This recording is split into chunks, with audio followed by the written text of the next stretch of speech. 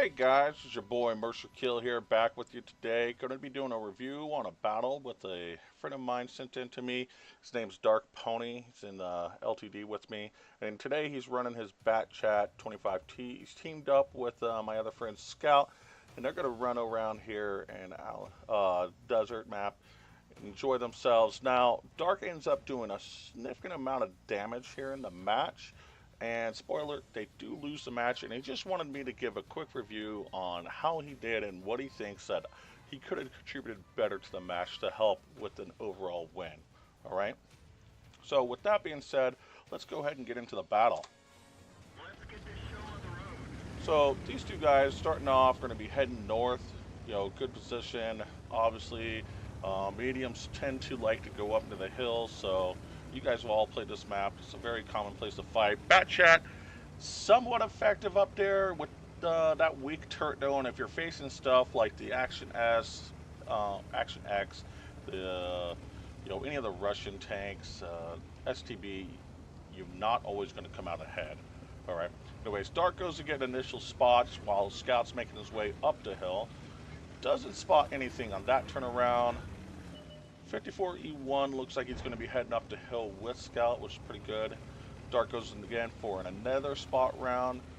Ends up getting the Action X. Looks like maybe some lights there from the middle, the mouse, and stuff like that. Definitely that Bulldog did spot him going up, so with him being lit, it's time to get out.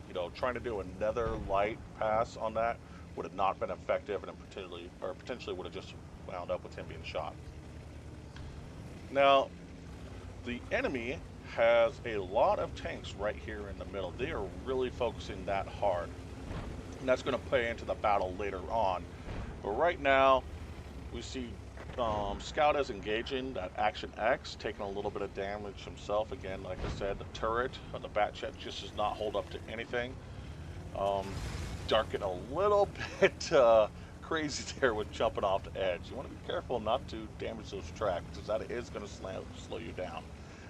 Anyways, Action X goes dark, so they go ahead and leave this alone and push on over.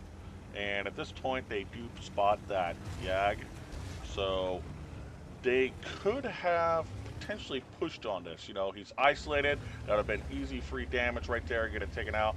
But Dark sees, hey, this Action X really needs to be taken out.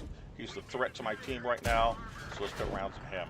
Now you're going to see Dark here hole locking quite a bit. That's going to be because he does have nerve damage to his right hand, fairly common with myself.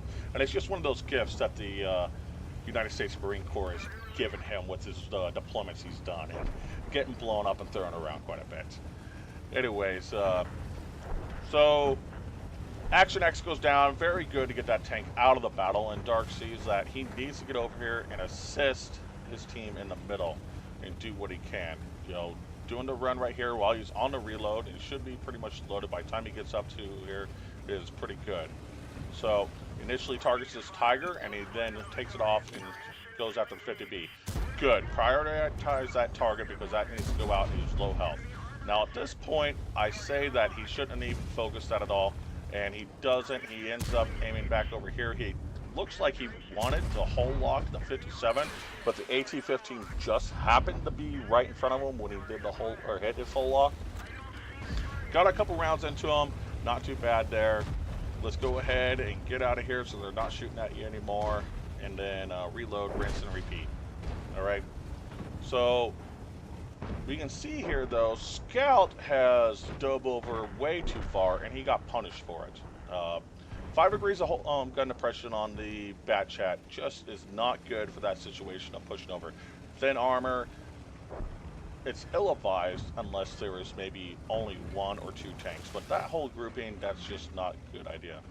So here we're going to see Dark hole locking this E100, who's just given his broadside to him.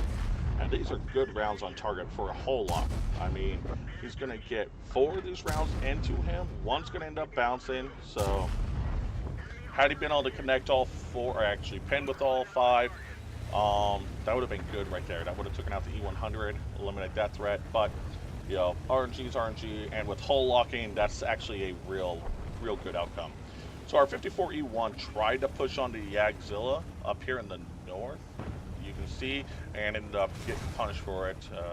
I don't know what the player's skill level was or how it played out, but it was just bad for him. Now here, Dark's going to do something I don't agree with at all, and it's the same thing that got Scout into trouble right up here. He's going to end up pushing over the edge, just try to get rounds on the target, which is fine, but look at this. He's just getting shot in the side here from the AT-15, the T-57, and the Skoda's still up there. You need to be shooting at these guys. Yes, I know there's targets here. They're easy targets because they're getting your side, but these are the ones that are going to be threatening you and damaging you the most. And because of him not doing that, he's now lost his motor. He's taking a significant amount of his health away. And right here you can see him just end up putting the blinders on and focusing on that Indian Panzer way too much. You know, he's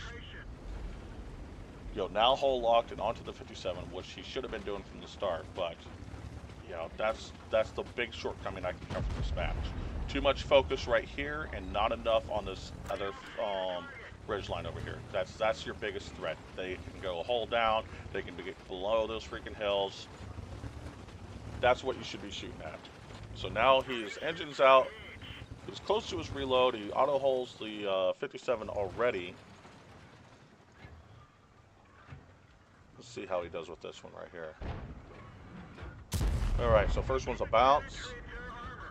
We end up getting a pin. One more pin. And the tank disappears. Alright, so left with 3 rounds in the clip. See what he can do. IS-7 right here. Struggling with the mouse, so potentially let's see what we can do to help out here.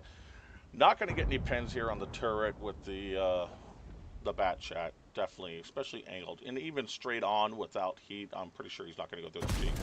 So yeah, track shot, very good. Help out a little bit. Hey, make him burn that repair kit, and then put a round on this side. So at this point, again, Dark's out now because this was not his primary focus from the get-go, which it should have been. All right, team, they're going to end up losing here and everything like that. And it's hard to say what the outcome would have been, had we focused different. I mean, he did pretty well for himself. If you look down here, he's got 6,975 damage, which is a very respectable damage number. Yagzilla's pushing in right now. Had they focused that earlier and taken him out, would the match be different even with him dying? Who's to say, Don't know. I mean, an IS-7 versus a 57 in a Skoda is still a losing fight, potentially. So I don't know if the Yag really ended up contributing to the loss here that much, other than the IS-7's focus was on it initially here before they lose. So, as we wrap this up, guys, I just want to, again, make this aware to you guys, okay, and point this out. Focus this before focusing down here. Definitely focus this area. Anyways, I hope you guys enjoyed the match and, learned something from it. Anyways, have good tanking out there, and hopefully I see you out on the battlefield. Later.